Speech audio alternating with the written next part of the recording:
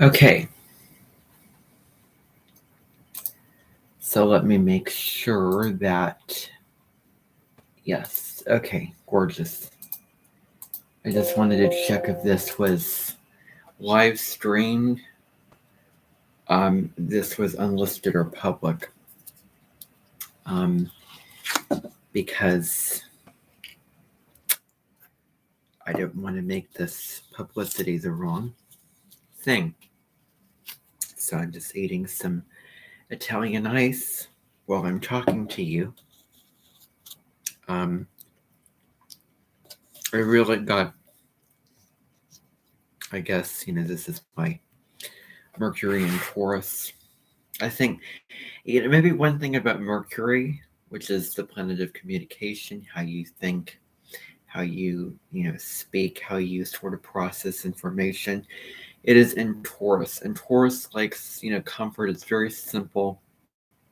It wants stability, etc. One of the things that I think about Mercury in Taurus is I'm wondering if it's a placement where it has sort of a interesting judgment, let's say, on risk taking. Maybe a skewed, maybe false judgment. I don't want to say that, but just when it comes to risk taking, that the smallest things that you do to take that you view are taking risks that are courageous and etc.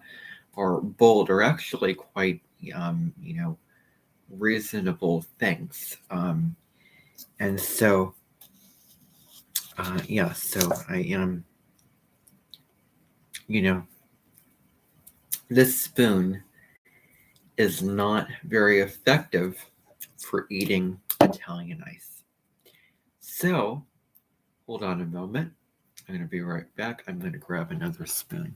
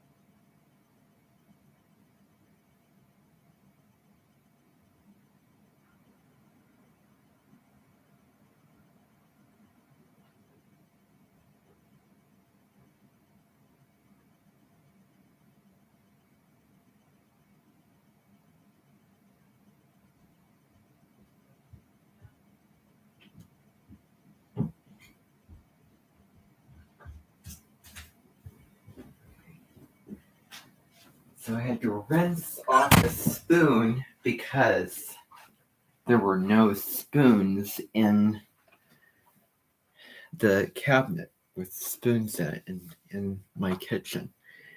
Because I live with my mom and dad, and we don't have any plain spoons that work, that are the right size for eating Italian ice. So I needed to go and rinse a spoon, put soap on it, and etc. So, those plastic spoons. Certain products you really want to invest your money in because of the quality of those products, because of the effective quality of the product.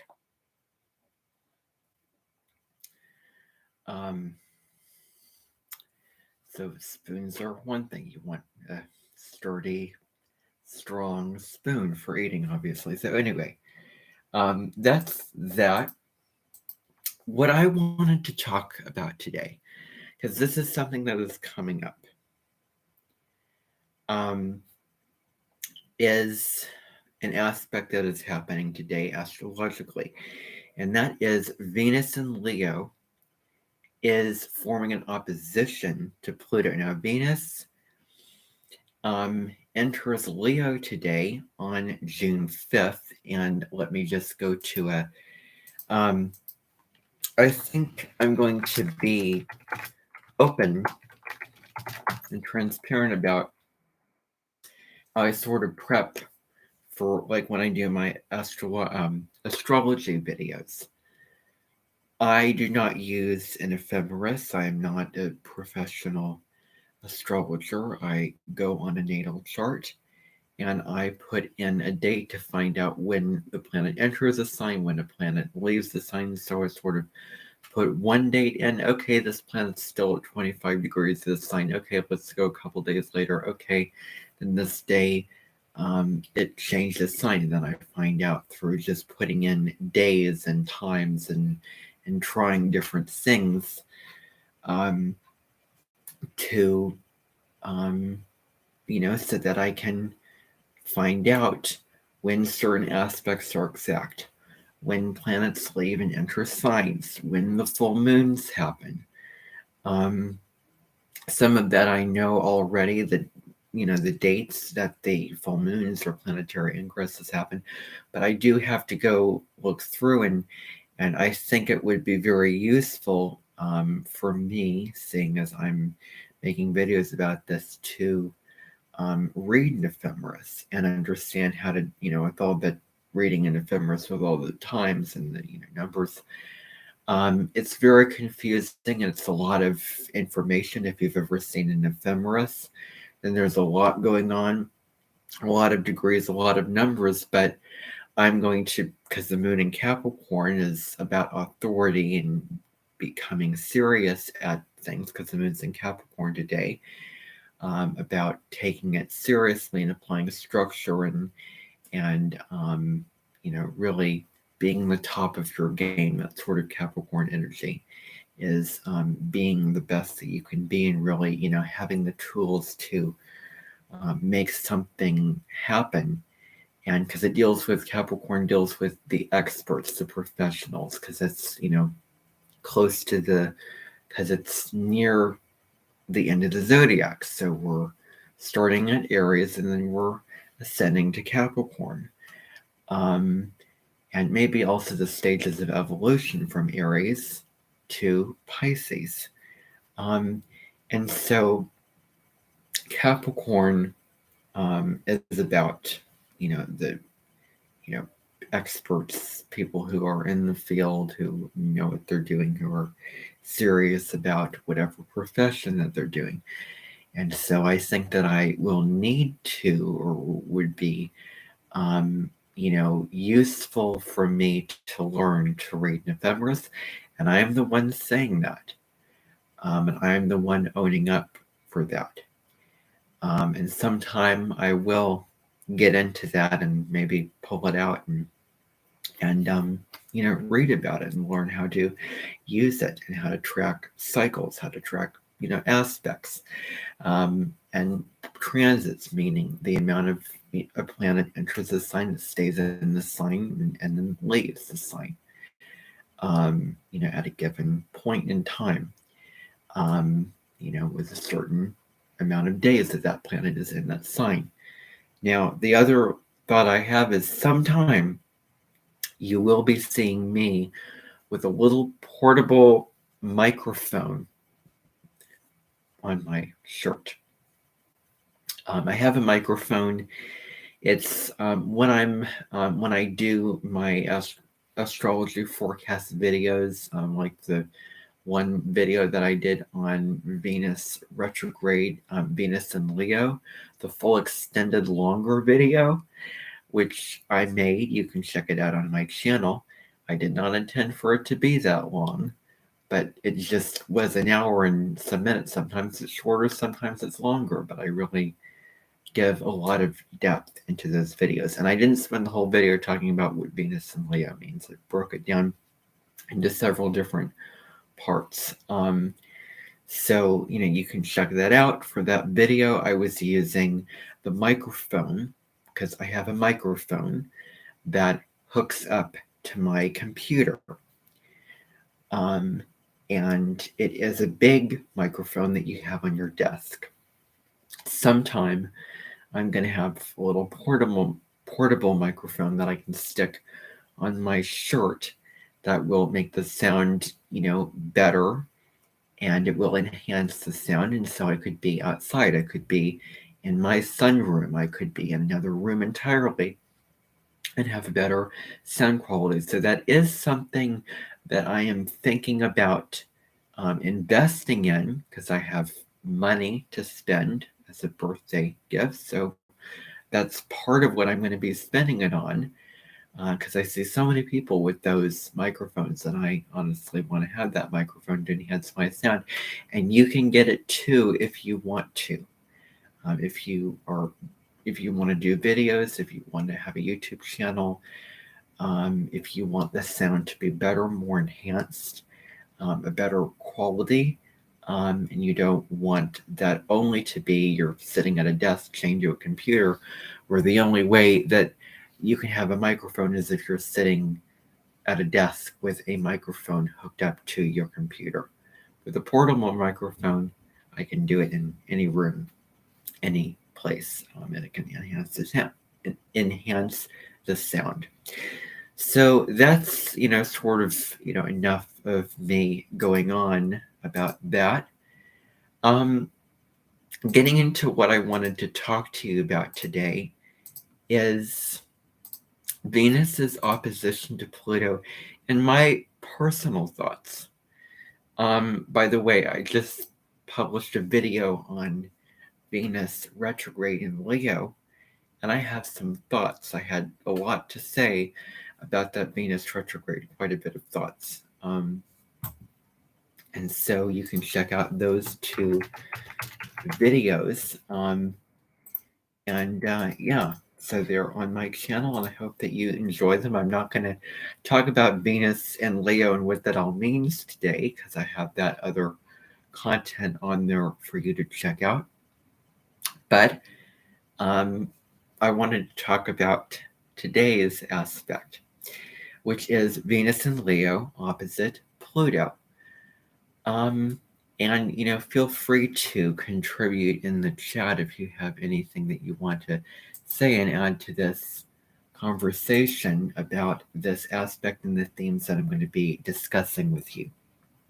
So Venus is in Leo now. It is going to be there until around the 8th of October, because October 8th, let me just go back to my document here, my notes, to find out when Venus is going to leave the sign of Leo. Okay, yeah, so October 8th. So from today to October the 8th, Venus is going to be in Leo. So I'm not going to go through the meaning of what I'm going to be discussing right now, but if you are in Aries rising, Venus is going to fall in your 5th house of creativity, romance, dating, relationship, and children. If you are a Taurus rising, so if your ascendant is in Taurus, by the way, I just want to say something else. When you're watching astrologers who do forecasts for your sign, monthly forecasts, and or weekly forecasts, and they go through the different signs, I would highly recommend only watching for your rising sign and your sun sign. The rising sign is going to be the most exact, and then the sun sign adds to that story of that rising sign. And an astrologer that I was watching was sharing her thoughts on this, and she was saying that it's more thematic. The sun sign is more in terms of themes. The themes of all those, all the math of all the aspects and alignments and transits of what's going to be happening based off of what is accurate to your rising sign. You can put more meaning and themes and more sort of juicy detail, another layer of depth when you add your sun sign. But you don't want to go, preferably don't go beyond that. The astrologer I was watching, Maria de Simone, was talking about this, not to go beyond your ascendant and sun sign. Otherwise you want to have, consult with the astrologer. You want, so they're general forecasts. And so, that's super important to know and to take note of mentally. But so, if you're a Taurus, it's going to fall in. So if we start at the ascendant, which is your first house, whatever your rising sign is, that is your first house. So if you're a Taurus rising, Taurus is your first house. Taurus, Gemini would be your second house. Cancer would be your third house, and being Leo then would be your fourth house. It'll fall in your fourth house of home, family, roots, lineage, emotional ties, and sort of your emotional foundations. That's the fourth house. And it corresponds to the sign of Cancer. All of the houses, 1 through 12, correspond to Cancer. I don't want to let this sit, otherwise it'll just sit and melt.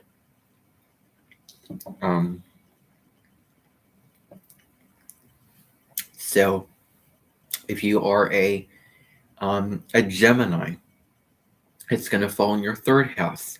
This Venus retrograde season, and including the Venus retrograde from July 22nd through September 3rd, that's when Venus is retrograde, it's going to fall in your third house of communication. It also relates to siblings, neighbors, your community, and just, how you communicate in your interactions with your daily life, sort of your daily, day-to-day interactions and the messages that you send in the conversations you have. That's the third house. If you are a Cancer, it's going to fall in your second house of possessions, self-worth, material wealth. It also rules finances. It also rules the money that you make.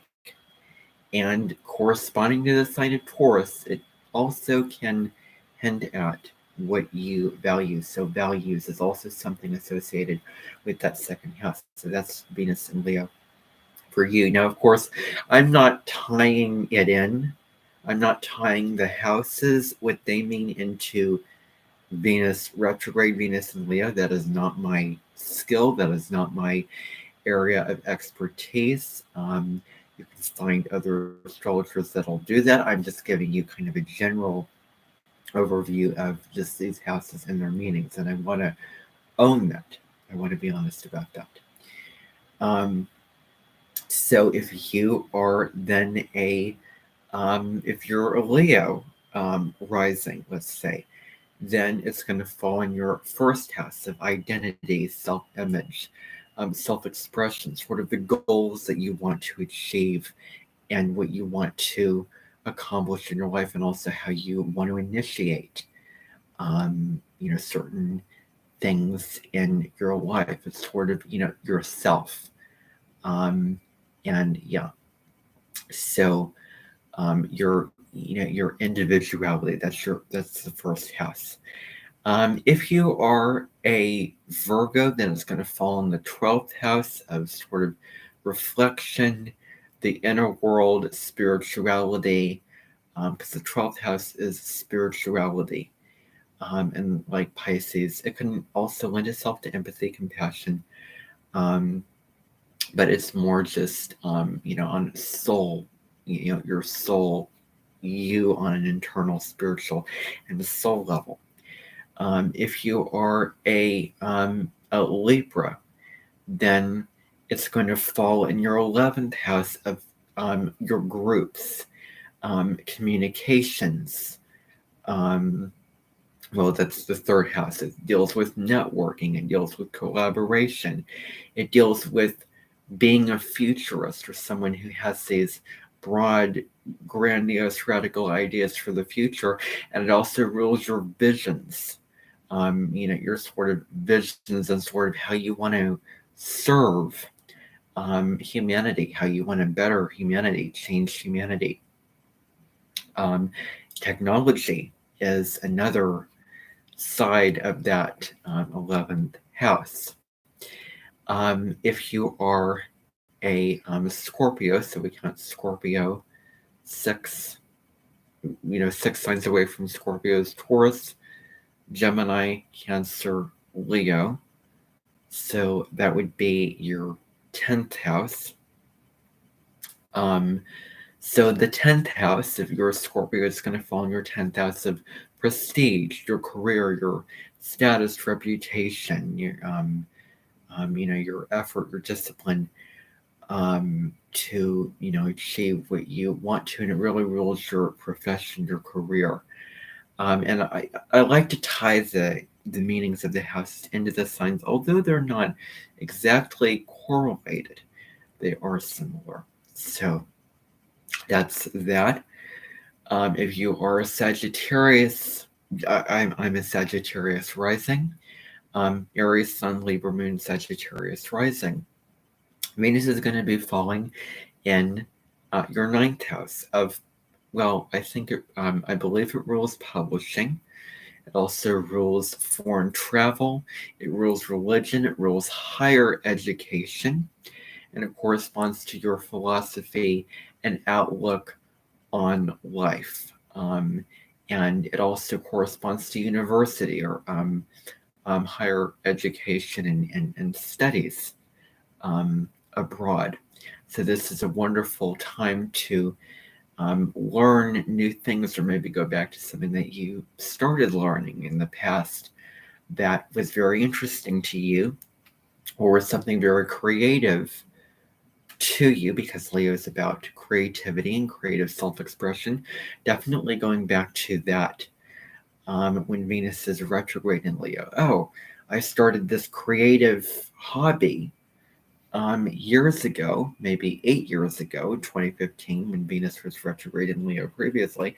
I started this creative thing years ago, and guess what? I feel the inspiration to get back to this and start it over, or resume it, or get back to it, or revive it into my current life now, and how I've grown and evolved as a spiritual being living a human experience. So that's Sagittarius.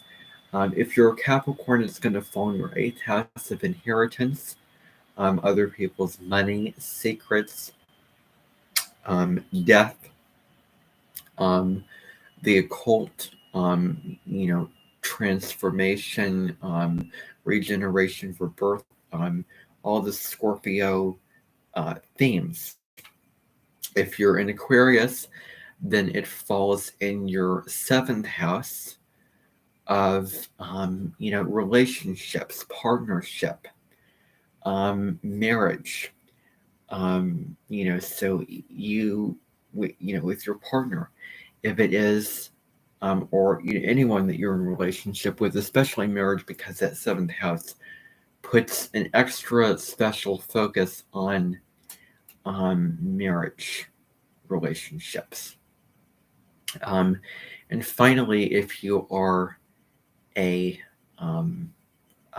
Virgo, wait a second, if you're a Pisces, then Let's see. So Pisces, Aquarius, 6 sign. Yeah. So Pisces, if you're a Pisces, it's going to fall in your 6th house of health, work, daily routines, colleagues at work. The 6th house is also, your sort of shop would carry water house. I like to think of it that way, as the daily routines that you do in just any health related issues in general.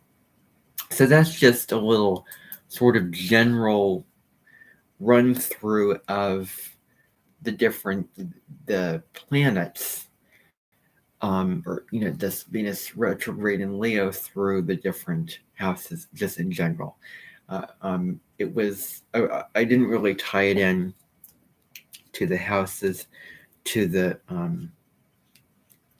signs. I didn't tie the houses into the what Venus retrograde is about. But you can go find other astrologers that will do that, and very well, I might say. So now, interesting. Mercury in Taurus, 21 degrees.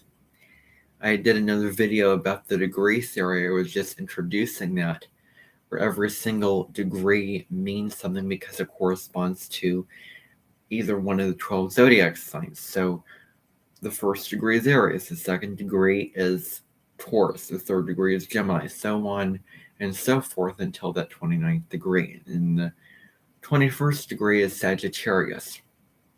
So it's more open, outgoing, carefree, uninhibited, fiery energy. And that's kind of how I'm feeling on this live stream with you. Open, authentic, uninhibited within the natural boundaries that comes with doing a public live stream like I'm doing now. So anyway, Venus and Leo, opposite Pluto. So this deals with, just some intensity in relationship, because Pluto is ruled by Scorpio. So there's a lot of Scorpio themes coming about, manipulation, jealousy, power struggles in relationships. Those themes could be coming up where you feel that way, being very possessive of another person and being very attuned to others having more power over you, or feeling a victim to that, or feeling like you don't have that power, feeling overpowered, or maybe feeling like you have so much power and this sort of kind of you're worried about how you're going to use that power, and how well you're going to use that power. And so very sensitive to power dynamics, and there's just sort of a tense energy with this opposition. So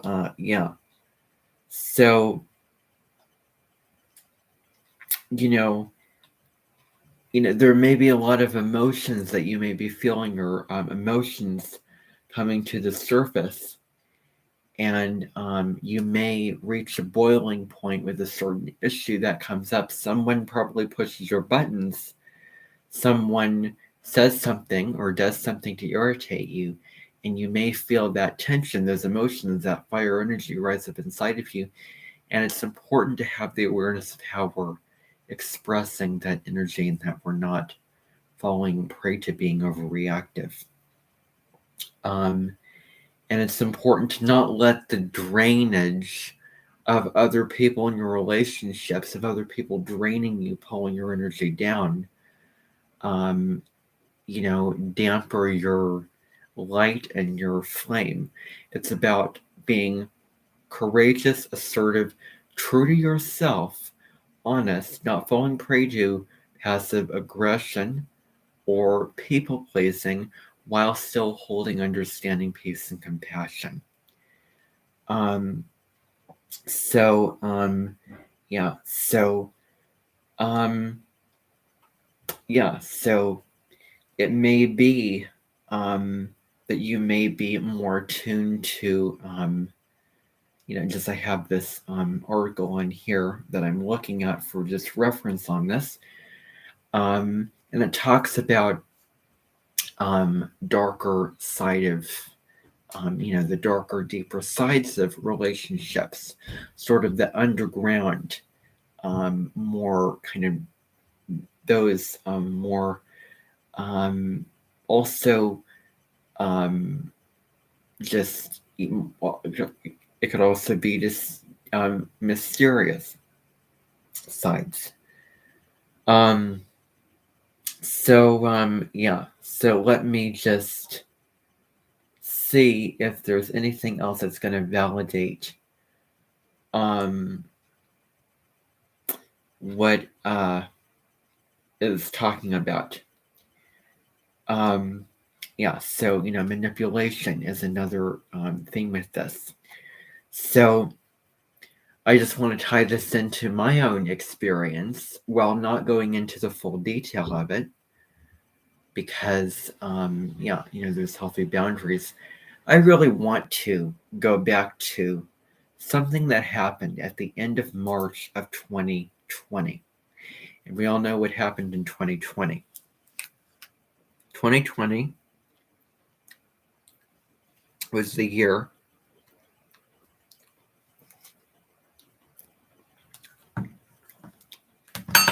well, okay, I dropped that spoon on the ground. Good grief. Okay. Well, that dropped to the ground. Darn it. I'll just put this aside and have it later and put it in the freezer and enjoy it later, because I don't want to get up again and get another spoon because it's dropped to the ground. So anyway, I'm really trying to, open up and be as myself as I can. So back in 2020, I think that it was, let me just see, just want to see Venus opposite Pluto. It is exact today, but I want to go back to 2020, March of that year, at the very end of March. And I just want to go to find out, because Mars was exactly conjunct Saturn. It was conjunct Saturn exactly at the end of March. Right around the 30th of March. And Mars conjunct Saturn is sort of one of the things I associate is, military, being in the military. Mars is assertive. Mars can lend itself to aggressive masculine qualities. Mars is how you assert yourself and how you go after something and how you take charge, take the lead, react to something. It is masculine, very masculine. And Saturn is discipline, but it is structure, it is boundaries, it is limitation, it is government and authority figures that can be limiting. So with COVID and the new situation happening, with people having to stay indoors and having to be confined to their homes and not being able to go out, and interact with friends and the people that they love, who don't live in their quarter, living quarter, in their house or whatever place that they lived in. It was very stressful situations as the world was shutting down, and we were becoming very stressed out around keeping ourselves clean, keeping ourselves healthy and well. And physical distancing, I don't want to say social distancing because of our connection that we have, especially with social media and online connection. I honestly don't believe in social distancing because we are interconnected, and we are social creatures as humans, and we need each other. But physical distancing, we're just distancing physically from each other. Um, and so, yeah, there's a lot of tension and a lot of stress going on around that particular time, and relationships were really, tested and put on a sort of trial, and it really put, sort of in a boiling pot of water.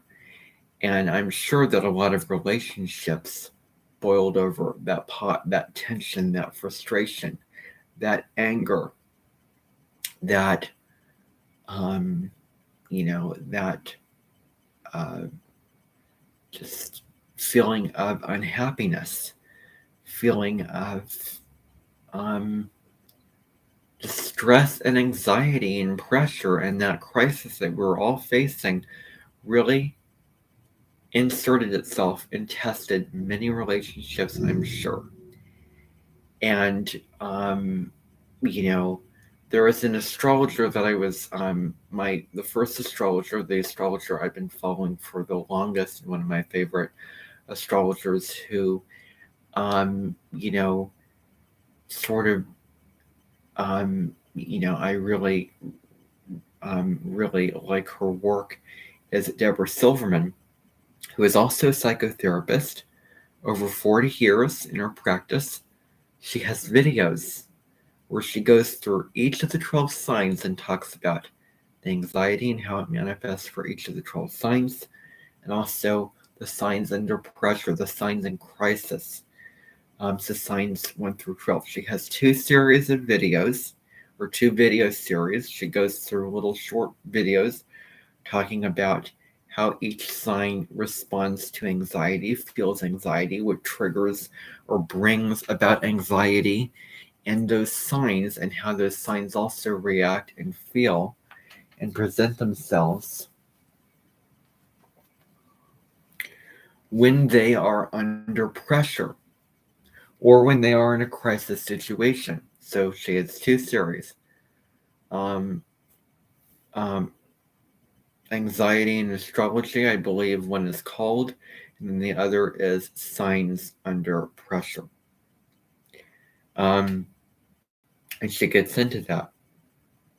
Um, and so, you know, it was easier in that situation for your patience to be less, for your buttons to get pushed easier, for you to, for other people to sort of inhibit you, and you probably felt like you couldn't express yourself and be honest, where peace was more difficult to come by, and harmony. In my I have a Libra moon, and my moon in Libra, um, Aries does not mind conflict. It wants to assert itself. It really anger works very well for Aries because it can really take the reins and fight to the bitter end, especially if you had Scorpio in the mix of it. Both of those signs are ruled by Mars, by the way.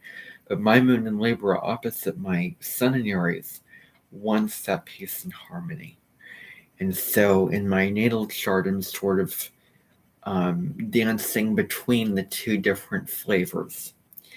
And so I noticed in my family relationship at that time that I said or did the slightest thing, and then somebody would say something that would tick me off, rub me the wrong way, and it would push my buttons.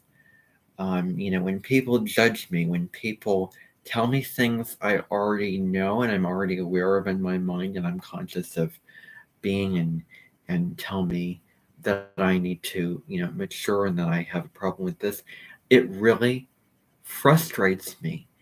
And it sometimes it really um, pisses me off when I'm in those situations. um, when, I feel less than. I feel like I can't express the problems that I have, or speak to this issue, or change or solve this solution. And I'm really not going to dim my light and my fire.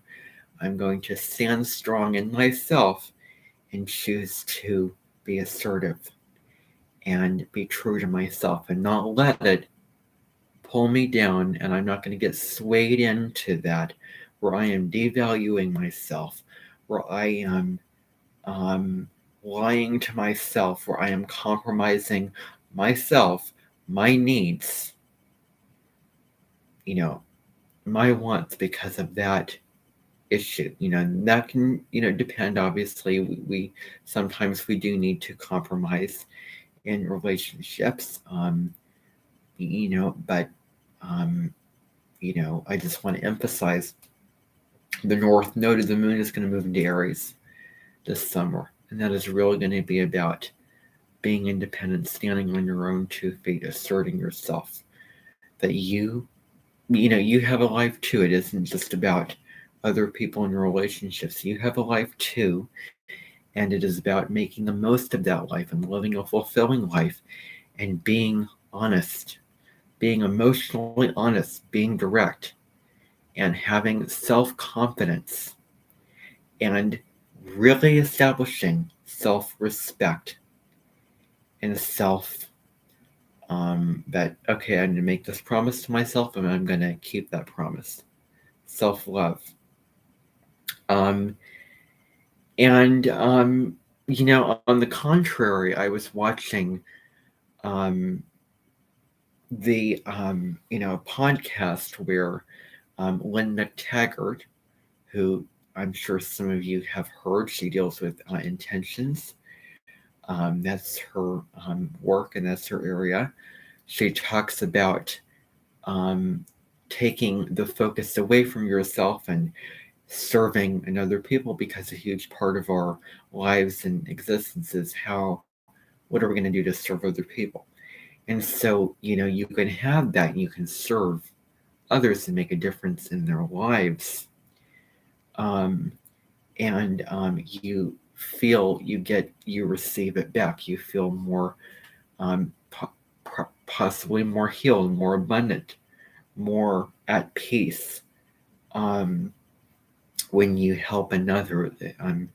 Really, there's something special, and there's something rewarding and meaningful and useful about serving another person. However, with that being said, that and the self-help, the self-love, the taking care of yourself, the self-care,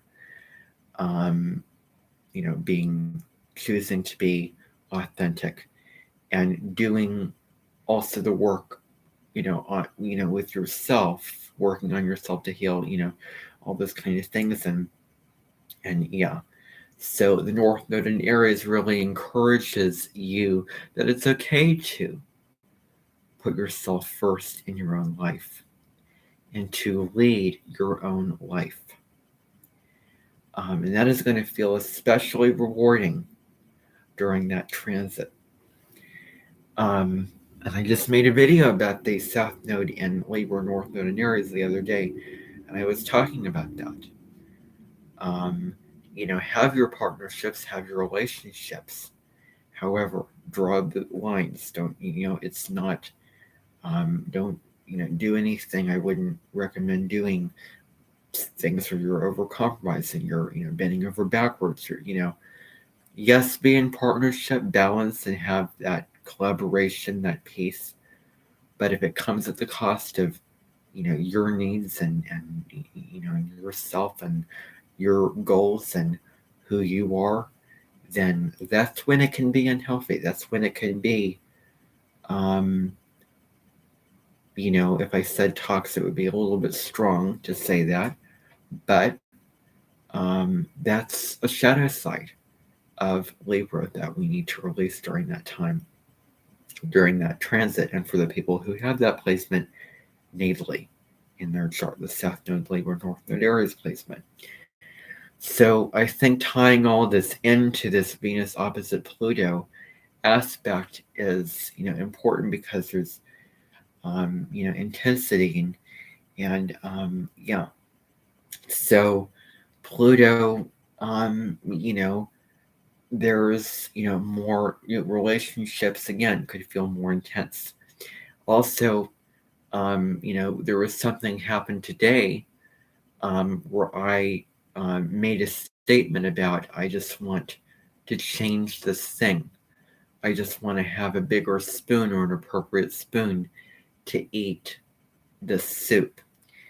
And then, somebody else sort of, said, oh, you know, super, inflexible, made a judgment. And I became very irritated at that. I became very annoyed and I was pushed at that.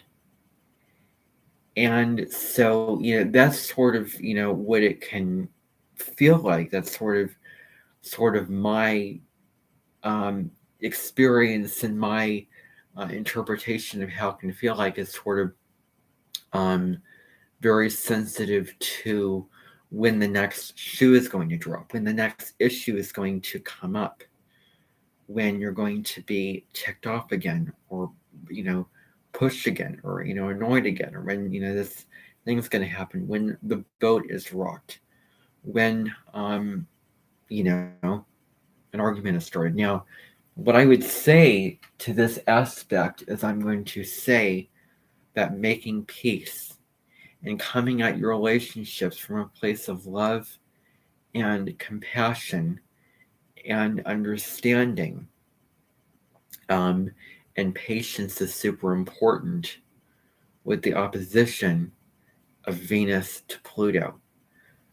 Before going into that reactive state, can you come back to yourself and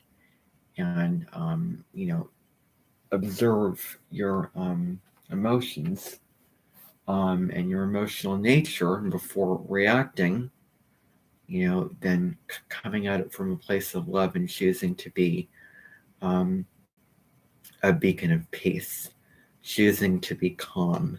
It's about choosing to be fair and grounded and also true to yourself when you feel your buttons get pushed. I'm not saying squash the energy down and try to hold it in, because that's something, not good, is bottling up energy, and definitely not the thing to do.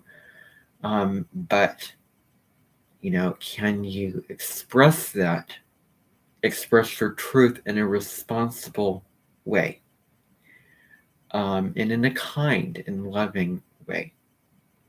Particularly if there is some strain in the relationship with family, or if an argument comes up, or anything like that. So yeah, that's really all that I want to say and express to you about this aspect today. This is just happening one day. It's not going to happen again. It's not going to be a theme for the Venus retrograde season. Venus is not going to be retrograding at 0 degrees of Leo.